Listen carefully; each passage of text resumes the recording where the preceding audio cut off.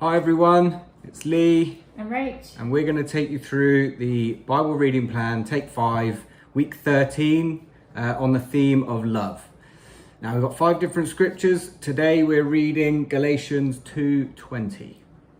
so I'm going to read that. It says, so that it is no longer I who live, but Christ who lives in me.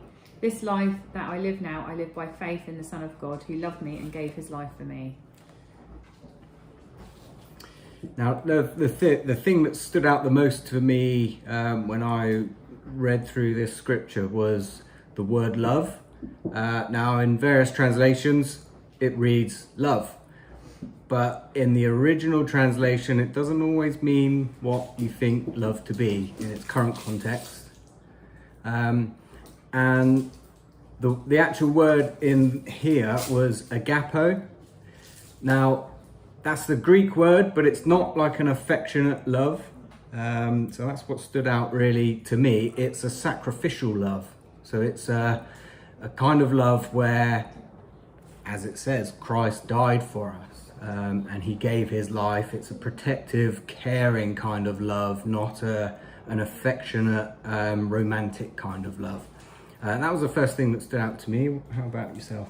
Well, I was feeling like, because my mum and dad were pastors, so I grew up always knowing fact, God made the world, and fact, Jesus died for you, like the grass is green, Jesus died for you. I knew that, so I didn't have like a wow kind of sudden realisation that Jesus died for me because he loved me, but I think I took it for granted because I always knew that. I didn't really think about what that meant. And how significant that is until sort of later on. So that I think comes with like growing in your faith, with people at church and reading the Bible. So so that's why it's so important. Because especially. No, that's absolutely great. The other thing I was thinking of as well, we saw a film recently, didn't we, called The Shack. Highly recommend it. We were recommended, recommended by Joe Mengel. So thank you for that. Amazing film. Definitely recommend watching. But there was one part in the film where the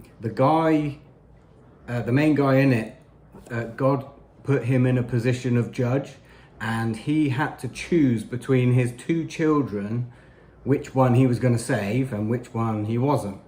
And he went through this whole dilemma about how much he loved this one, but he also loved the other one, and he just couldn't make that decision, could he?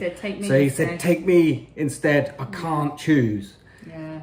That's what Christ has done for us, and that's what this scripture is speaking to today. But by all means, read it for yourselves, seek God, and seek your own sort of fuller understanding. And that's it until tomorrow. See you tomorrow. Cheers. Bye. Bye.